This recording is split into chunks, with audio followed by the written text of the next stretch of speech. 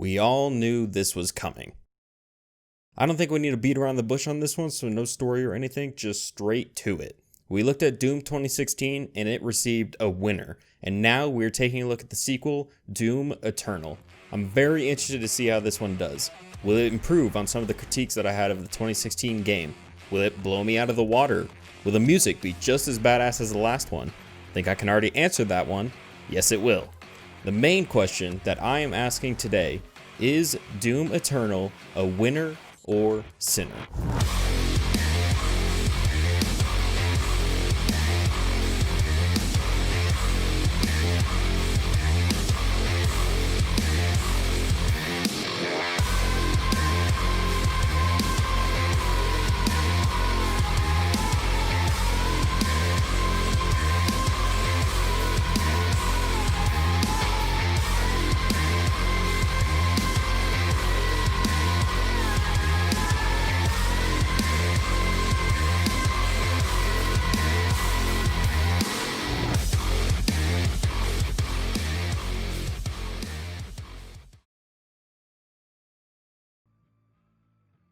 Just want to point out that they put the settings button on the main menu in this one. Good start. Opening the game with a shot of Mars and quickly moving us to Earth that is clearly being destroyed is a nice way of reminding us of the last game and showing us where we are going now or where we are needed now. There's a lot of things in this game that wasn't mentioned in the last game, and most of it you just kind of have to accept. Even if you look into the lore more, you just gotta say, sure, that's fine. This fortress being here for the Doomslayer is one of those things.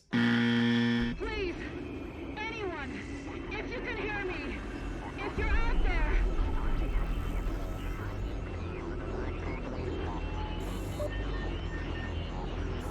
Attempting to acquire the Hellpriest signal.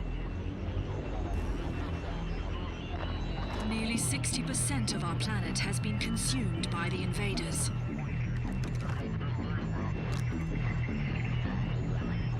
We have the Hellpriest signal locked in. The target is marked, but the signal will not hold for long. For it is he that they fear, not man, or his armies.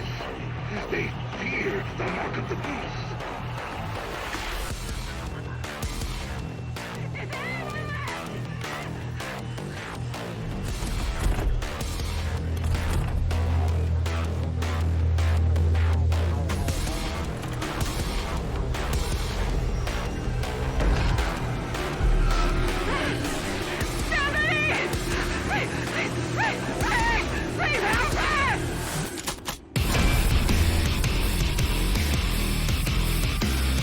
Music? Check.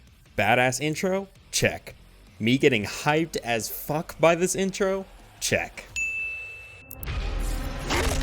The first glory kill of the game, and it's already getting a win for making me laugh and being badass. Can I get a glory kill win counter in the bottom left, please?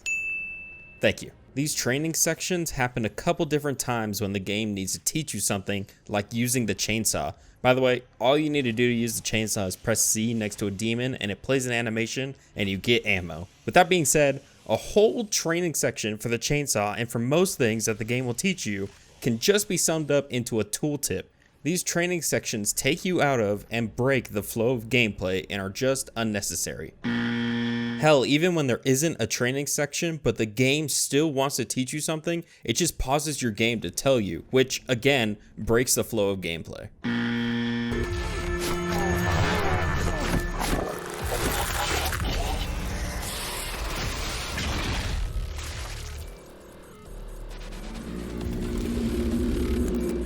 That was nice of him to fix the crown.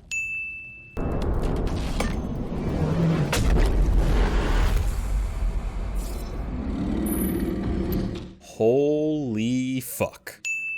The first Hellpriest has been terminated. The demonic consumption of Earth has been reduced by 36.8%. There are 2 Hellpriests remaining. So killing a Hellpriest just instantly reduces the demonic consumption of Earth? Is this like the Chitauri in Avengers where all the underlings die when the mothership gets hit? Did a bunch of demons all over the Earth just fall over randomly? A new collectible that can be found in the game are little toys of each demon in the game. These are basically like the Doomslayer action figures in the 2016 game, and you can look at all the toys you have collected back at the hub world. They don't do anything, but they are funny to look at sometimes.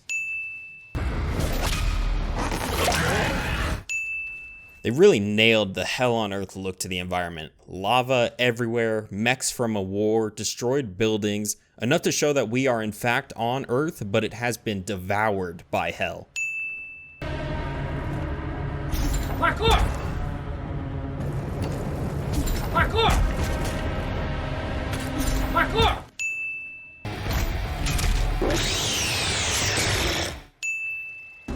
The Khan Maker is present at this gathering, but when outside of her domain, she is by all accounts indestructible.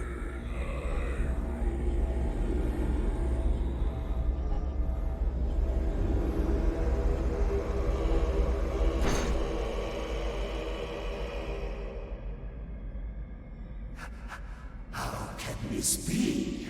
No man can pass through the gate.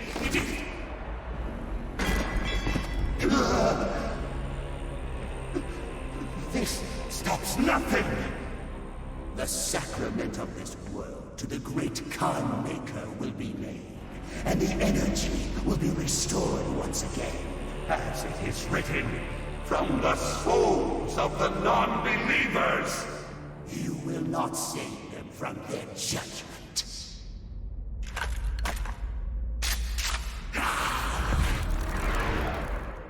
I get that this is supposed to be a badass moment for the Doomslayer, which, yeah, it is. Two speaking antagonists versus a non-speaking protagonist that can make them afraid from one movement is badass as hell. But also, isn't the whole goal to kill these two to stop the demonic spread on Earth? Seems like we could save a lot of time by just killing them here really quickly instead of looking badass. I'm sure there's a David and Goliath joke that I could make here. This is humanity's chance to repent, to give service to us. You cannot resist the will of the Khan Maker. Activating the portal now. For it was you who was meant to enforce it. Ah yes, the classic villain tells us something about our hero last second to make us question our hero. The Fortress of Doom. That's a little on the nose, don't you think? I do not have the means to locate the second Hell Priest. Your celestial locator is missing a component. How can we not locate the second Hell Priest when we were able to locate the first Hell Priest? The new Argent cells are called Sentinel Crystals that not only upgrade your health, armor, or ammo, but if you get a pair, it also gives you a special bonus like resources getting pulled in from farther away. Man, and I thought the detail in the first game was good. This shit is insane.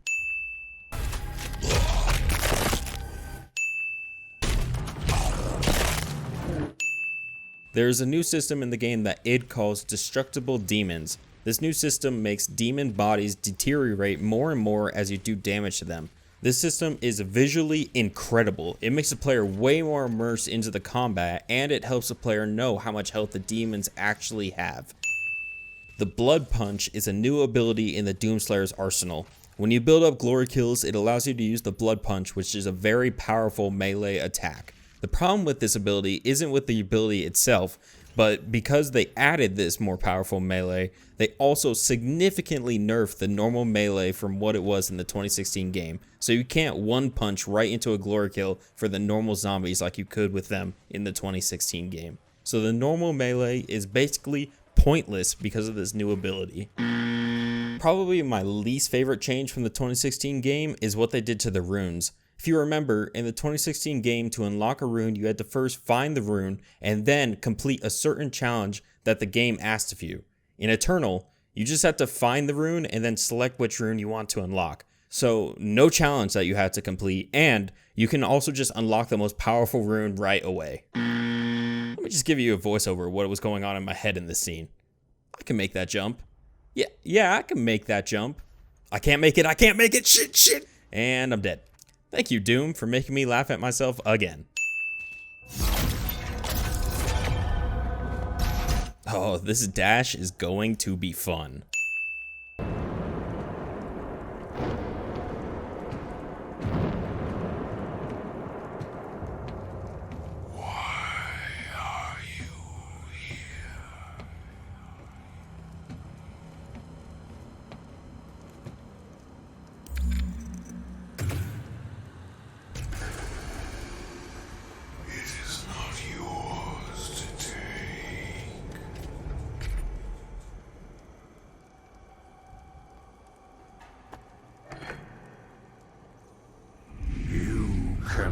kill the priests.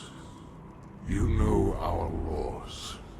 Despite their transgressions against the Covenant, they are still of Sentinel blood.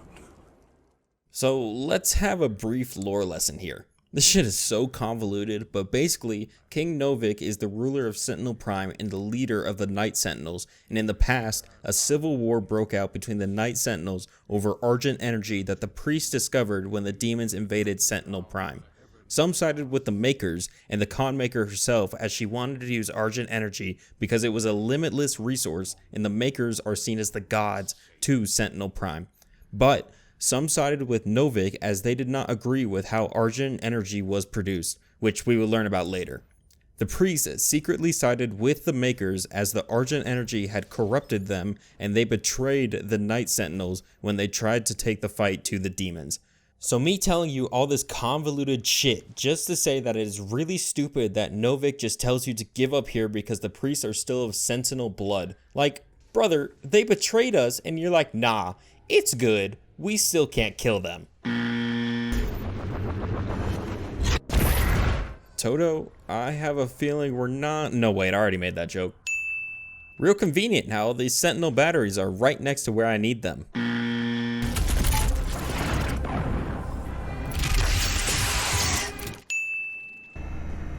I told you all to leave me here. I am where I belong.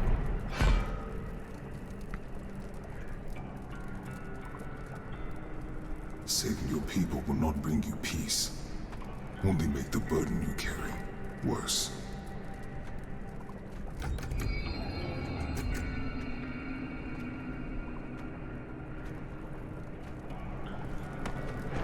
And now you seek to defy the Con Maker herself. It is your people's time now to give penance, just as it was mine. Hear me, Slayer. When his heart is laid to rest, then his soul will be at peace. And so will mine. Another scene of me just saying, yep, sure. Dude named the Betrayer, powers my locator, gives me some object, tells me to give up, like everybody in this game for some reason. That's how most of the story moments feel until you research the lore.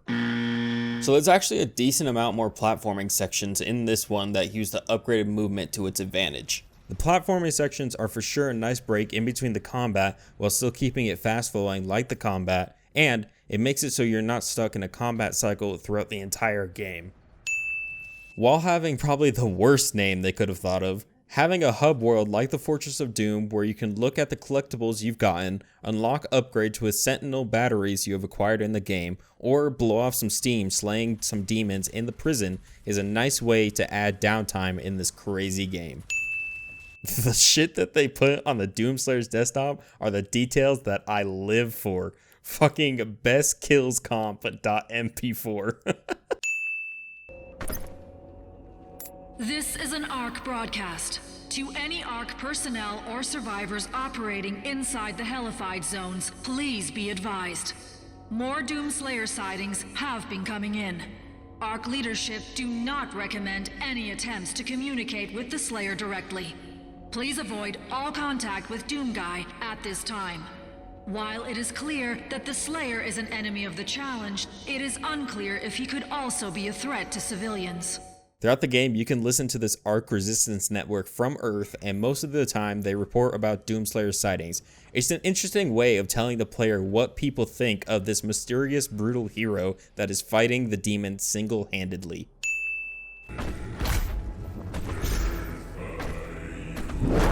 I really enjoy the demonic background chanting, I guess you would call it. It happens throughout the game and sets a really cool and mysterious mood during specific sections. Probably wouldn't be a music win, but it's a win for the sound design nonetheless. I want to stop here and talk about the changes to the game's aesthetic. The 2016 game, in terms of HUD and designs of pickups, were much more real or serious looking than in Doom Eternal.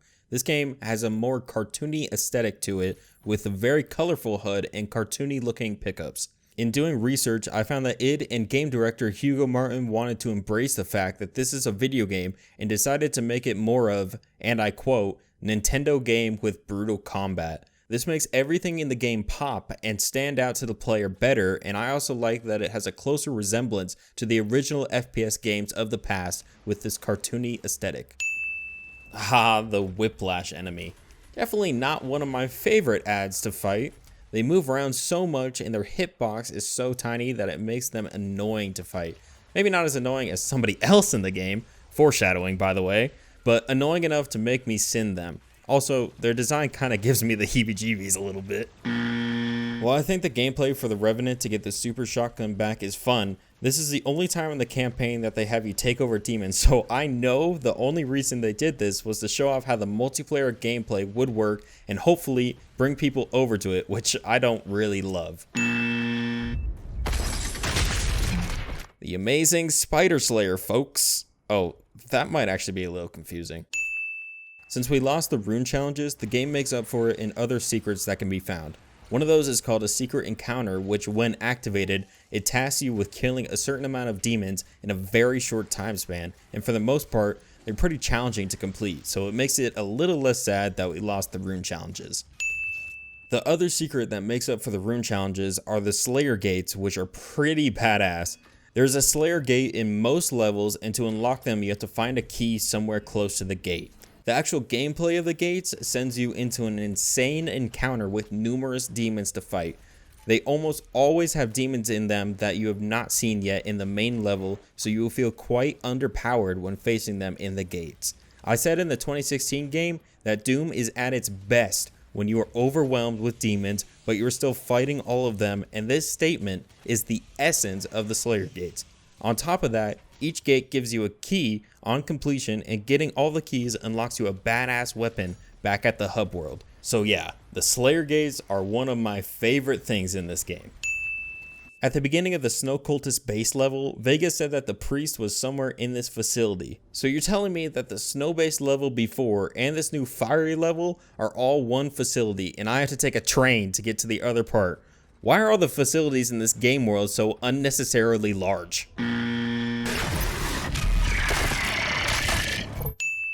I like how this level consistently shows you the boss being built up before you get to the end to fight it. It's like a teaser to show you what you are going to fight and maybe get you worried for it.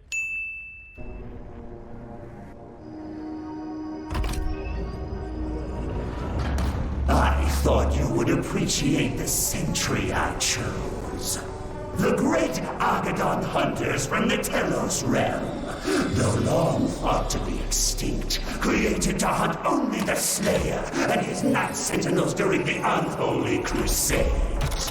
Some improvements on their design have been made. Enjoy what is undoubtedly my finest work. Slayer identified.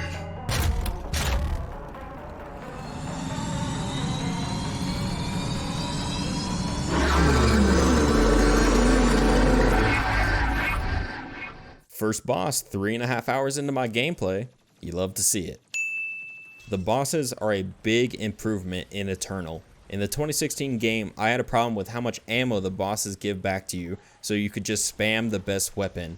In Eternal, the boss itself does not give ammo back to you at all. They decided to put smaller adds in the room to 1. Bump up the difficulty, and 2. Give you a different method of giving ammo back. So now it's more your choice when to get ammo back with the chainsaw. This meant that I would go through all of my weapons before chainsawing an ad, so the bosses now keep the variation in the game that I love. So first boss, making it seem like the bosses are not back heavy like the 2016 game, and a better ammo method. 2 thumbs up from me on the first boss.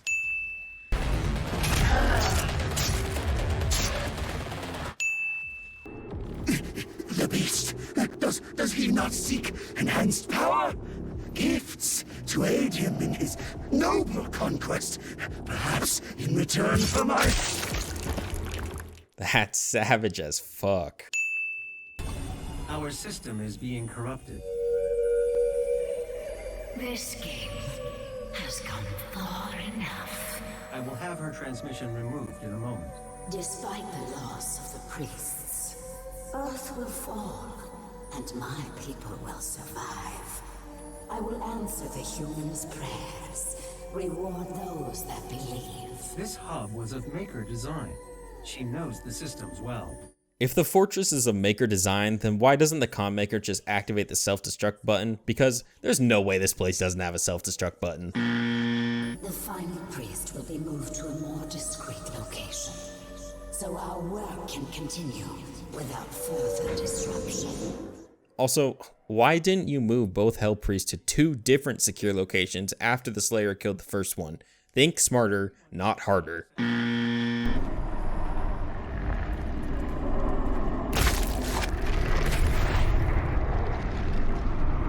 more keys will be required to open the passage. Find them. 3 keys? Man, and I made fun of some of the doors from the last game requiring key cards to slow down your progress. This is on another level. Combat time. All the things that made the combat great in the 2016 game are still here. The fantastic push forward style of combat. The numerous varieties of ways to rip and tear. And, of course, the badass music to pump you up through the combat sections.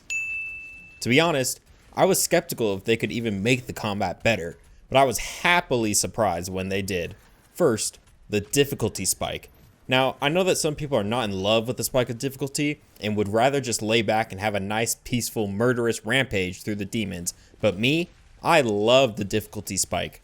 The way the spike was achieved was by making the demons hit harder and significantly lowering the max ammo held on all weapons, so it makes it harder to spam the good weapons for long periods.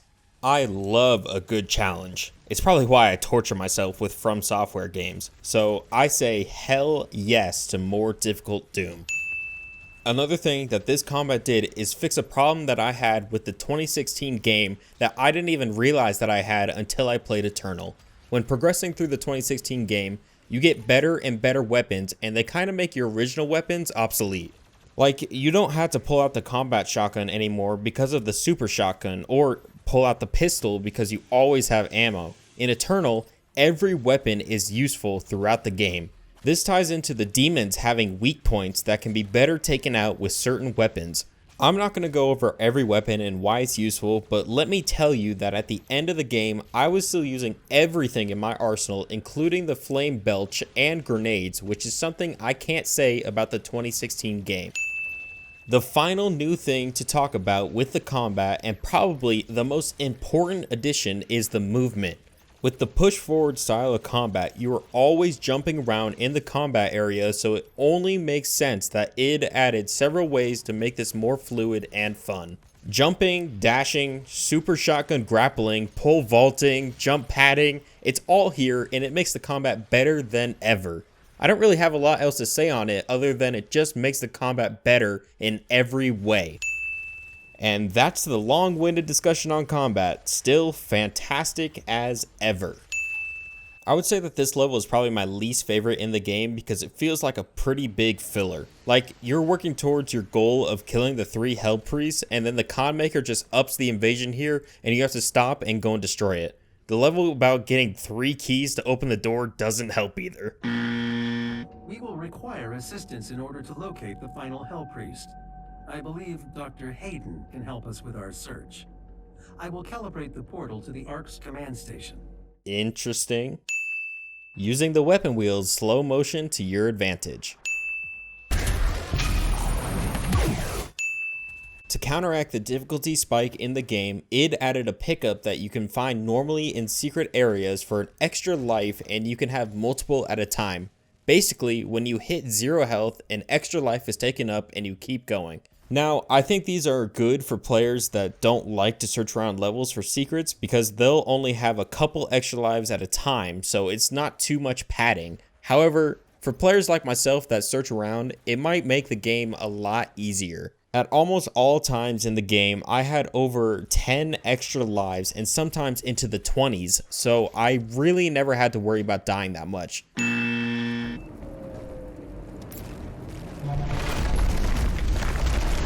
Huh, well that's an interesting way to design an elevator. The Berserk power-up is literally just a bunch of epic glory kills, so here's a couple for the counter.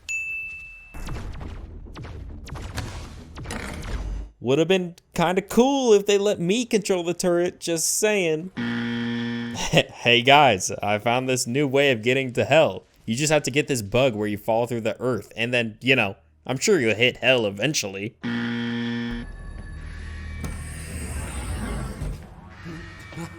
My God, Dr. Hayden was convinced that you would come here for this eventually. Can I just say that it is an honor for me personally to meet you? Seeing the Doomslayer actually interact with other people in person is funny, man. This dude just ran away. We don't know how to access his main cortex. It's all alien. We couldn't figure it out. We have to prepare for his careful extraction. We were given specific orders. Yeah, the Doomslayer doesn't really do careful. Demonic presence, threat level 5, entering main laboratory.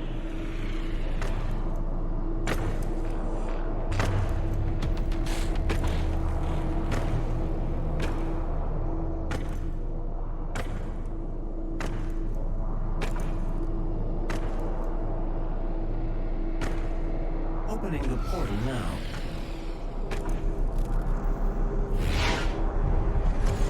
You were never one of us. You were nothing but a usurper, a false idol. My eyes have been opened. Let me help you to see, Slayer. Alright, the Marauder. Probably the single most hated enemy in the Doom community that I have seen, with some fair reasons. I mean, this dude is basically a boss even though he doesn't have a bar, and his attacks are kinda insane. You get too close, he hits you with his shotgun. You get too far, he throws shit at you. It can be hard to find the middle ground with him. You can only attack him when he tries to attack you with a counter. Any other time, he just blocks your shots. Basically, he's a pain in the fucking ass. However, I think that on his own, he's just a good challenge for the player. An annoying challenge, but not like a bad challenge. I personally hate the Marauder when he's used later on in normal combat encounters with a fuck ton of other demons around where you can't put the full focus on him, because you really need full focus on him to actually beat him. But there is still one priest left, and I have lost his signal. I can no longer locate him. Dr. Hayden will be able to find him. So, they kinda did my boy Hayden dirty. With the ending of the 2016 game, I was expecting Hayden to be the full-on villain here in this epic fight to happen between the Doomslayer and Hayden, and I'm kinda sad that's not what we got. That being said, I am happy that they still included him and we can still get the banter between him and the Doomslayer, even though the Doomslayer doesn't talk. I also like how at the end of the 2016 game, he said he wasn't the villain of the story and then ended up being the leader of the resistance, so I guess he was right. The final priest is hiding in Sentinel Prime. The Khan Maker does not want him to be easily found.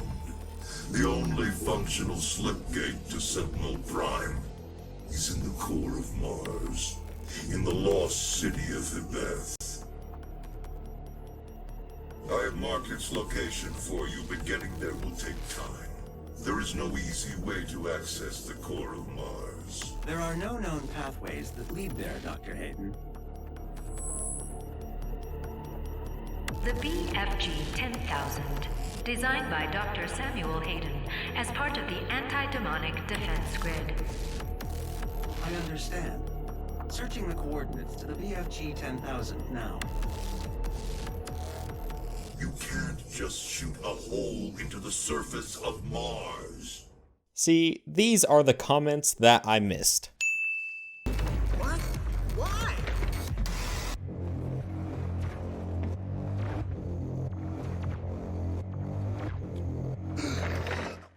This poor guy is probably going to need a change of pants.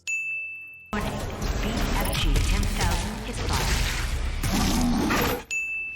I do like how the Doom Hunter shows up again in normal combat encounters because he doesn't take as much focus as the Marauder, so that's nice. And having him pop up again shows you how much more powerful you are now with new weapons and upgrades because you can beat him easier. It's actually an idea that I had in the 2016 Winter Center video for bosses.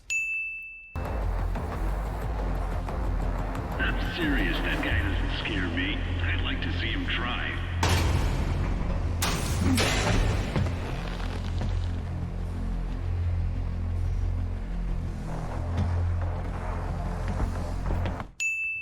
Hey, Doomslayer, I'm not sure this is really that great of an idea. I mean, what about any kind of consequences that could come?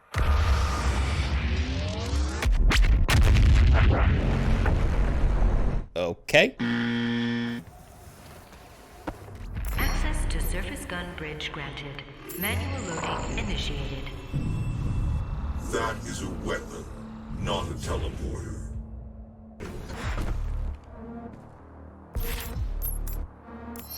The ion catapult is designed to use only approved UAC ammunition.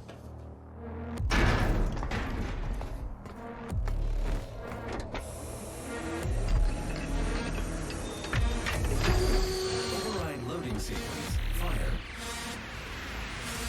3, 2, 1.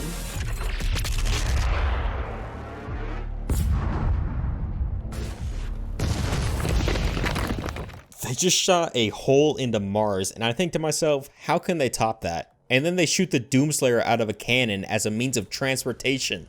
I love you, id.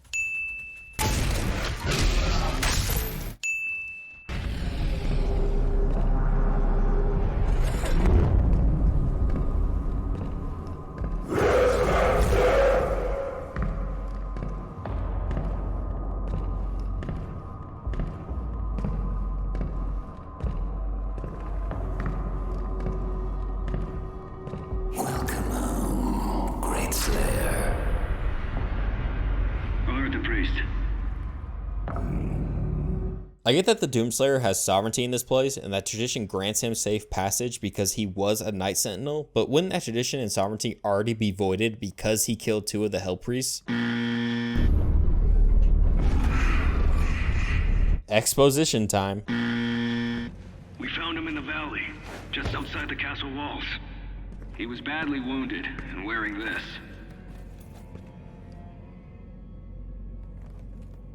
Oh shit! The Doomslayer is the Doom guy from the original Doom! If you let the priest live, then I will return to you what the demons took from you so long ago. You mean the rabbit?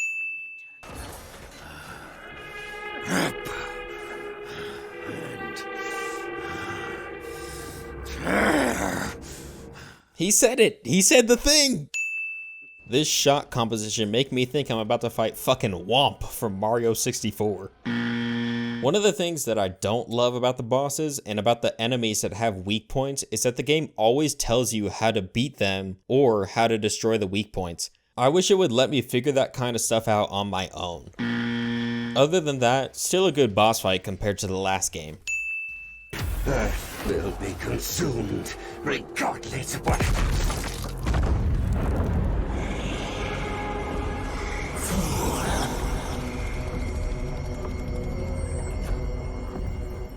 You'd think that they would send more guards than that for the Slayer.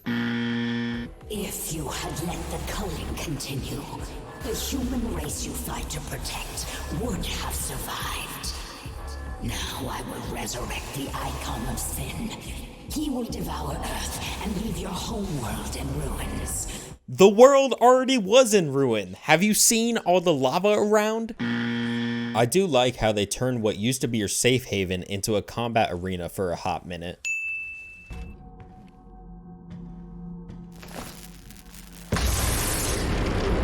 She didn't know you had the demonic crucible.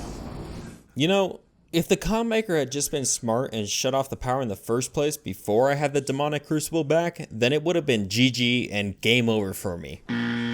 Late game, they start giving you these mastery tokens that let you skip the mastery challenge on a certain weapon while still giving you the buff on that weapon. Some of the challenges can be annoying to try and complete, so this was a good way around that. I offer you a gift. Take it. It will give you strength. I know this is a really important scene where the Seraphim gives the Slayer his strength and speed and stuff, but is anybody else just really distracted by this dude's creepy feet? No? Just me? Alright.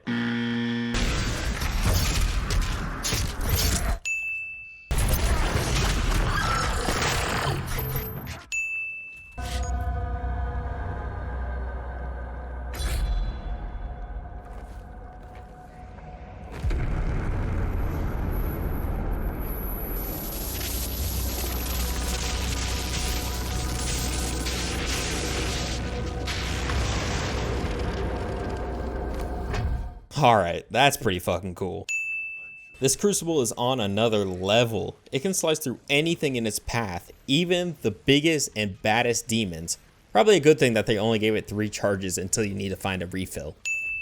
Some of the levels have environmental ways of killing the demons. This adds even more variety to the ways that you take down the demons.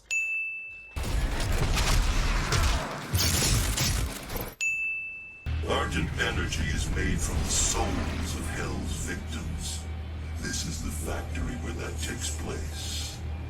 Necromol, the city of the damned. The humans must be tortured.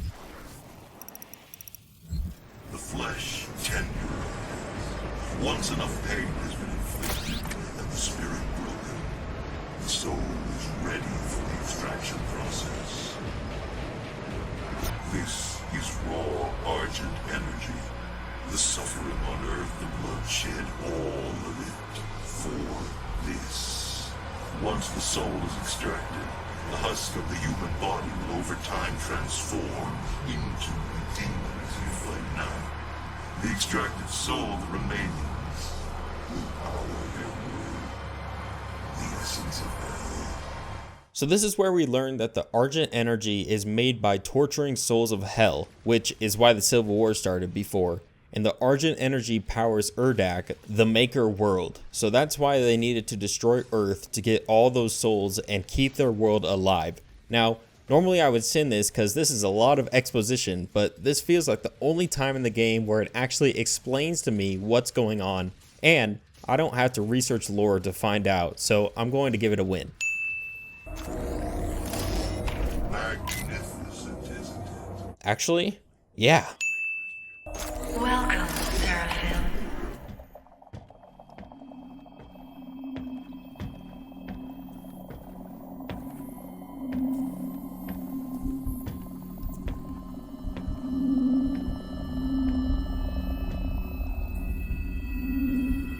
You cannot stop the procession.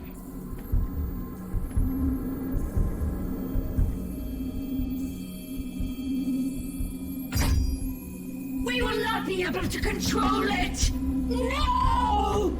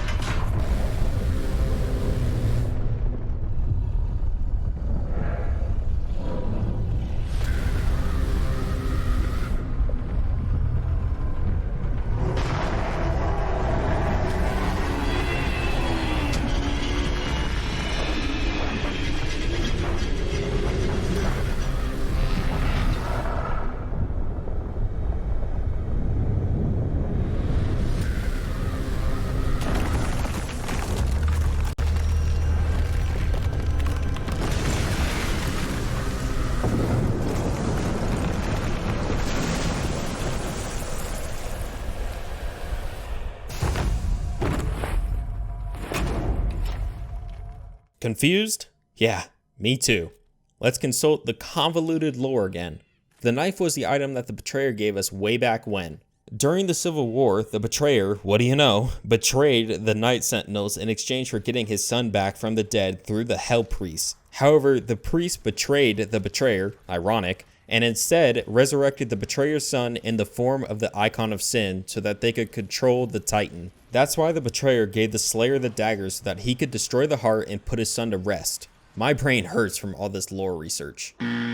So in Urdak, they added this new enemy type that gives you ammo back when you headshot them. Compared to the chainsaw, which is the only other way to get ammo back, this is a far superior method in terms of game mechanics. The chainsaw is a very passive mechanic where you just have to go up to a demon and press a button and watch an animation and you get ammo back.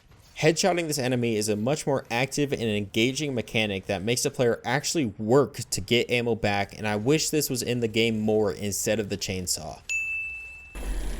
Now, insert Vega to activate the portal.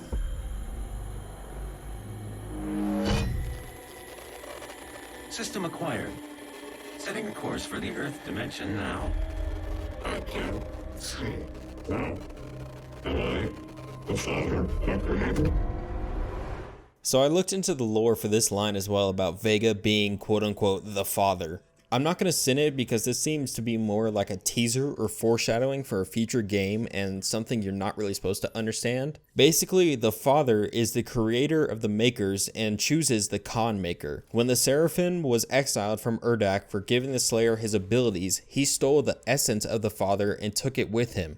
That's important because it is believed that Hayden is actually the Seraphim because of his knowledge of Urdak and the Makers, the Maker facility referring to him as the Seraphim when the Doomslayer enters, and the fact that they are the same voice actors helps as well. So people think that Vega was created with the essence of the Father, in fact making him the Father. It's still convoluted as shit, but it could be some good setup for a future game. For millennia we have survived, made others sacrifice in the name of our prosperity, so that they may in turn find redemption. I love how she says that they made others sacrifice for them like it was a gift to the people doing the sacrificing. Win for the voice acting there. This boss was pretty easy because of how much damage you can do to the Khan Maker quickly, but I do like how you have to have a good grasp of the movement because it's more about worrying where you are landing than worrying about the Khan Maker herself. You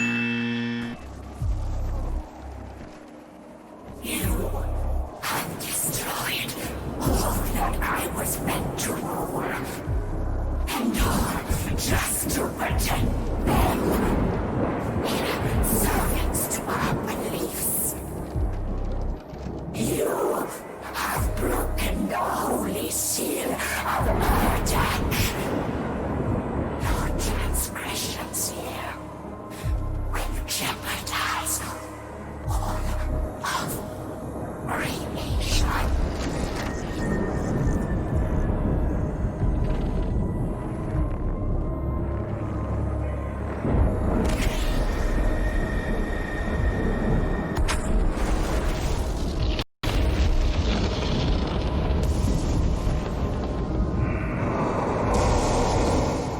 Mysterious voice, huh? Sounds like sequel baiting to me.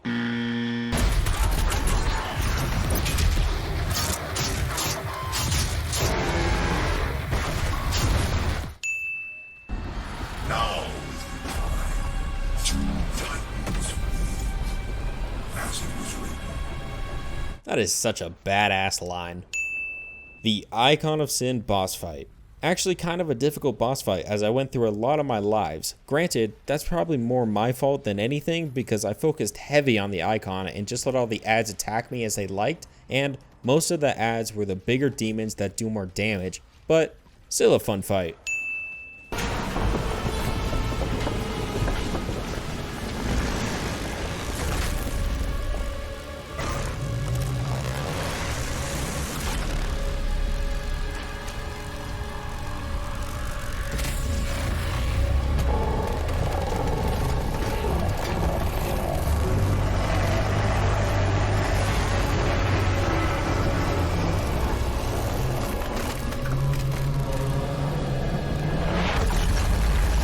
I'm counting this as a glory kill win. Holy shit, I love that shot.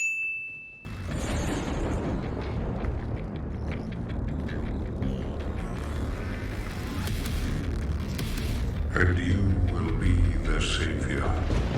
Your strength will be their shield, and your will their sword.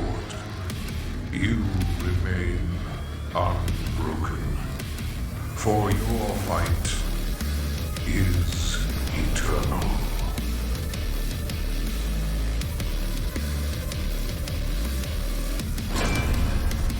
Man, id really know how to hype you up with their intros and outros.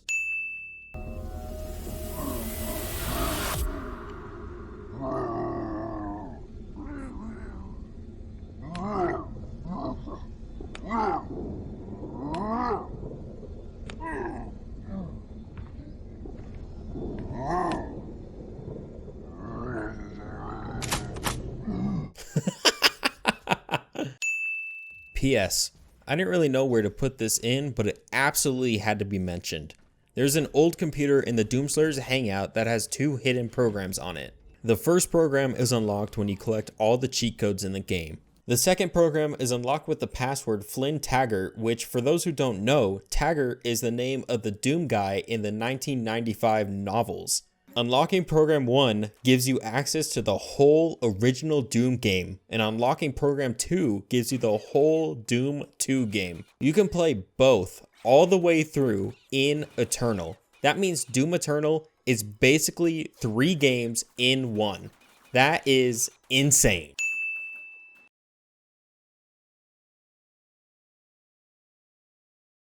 This game fixed basically every problem that I had with the 2016 game. The bosses are more spread throughout the game and they don't give you ammo back. The main villain is way more included in the game and is more closely tied to the Doomslayer. And I never really got the same rush feeling that I got while looking for secrets like I did in the 2016 game. I can see an argument that I didn't get that feeling because I went right from playing the 2016 game into Eternal, so I was already used to the movement speed, but I think it also ties into the Praetor suit having an upgrade that lets you see all the collectibles on the auto map, so I always knew if there was a collectible or secret in a place or not. Now, that's not to say that this game doesn't have its own issues that concern me. This may surprise most, but I actually don't hate the increased focus on storytelling. The thing that I hate, and the thing that I made fun of most in this video, is that to understand a decent amount of what's going on in the story, you have to look up the lore, and there's so much fucking lore to sift through. In the 2016 game, there was just enough lore there to make me interested, and I could still understand the story without looking into it, but this game is like lore overload. It makes me wonder if they were going in a different direction with this game, but then decided they wanted to dive deep into the storytelling and lore. Like I said, I like the focus on storytelling, but don't make me do research to understand your story when there is a focus on story. But honestly, that's really the only true major problem I had with this game. I don't want to be a broken record here since I said this for the last game, but the gameplay is really what makes this game shine. There's something so cathartic about ripping and tearing your way through demons while badass music plays in the background. Now, that may say something about my mental state, but that's besides the point because this game is just downright fun. At the end of the day, if you can say that a game is fucking fun as hell, then I think it did a lot of things right, and Doom Eternal falls into that for me.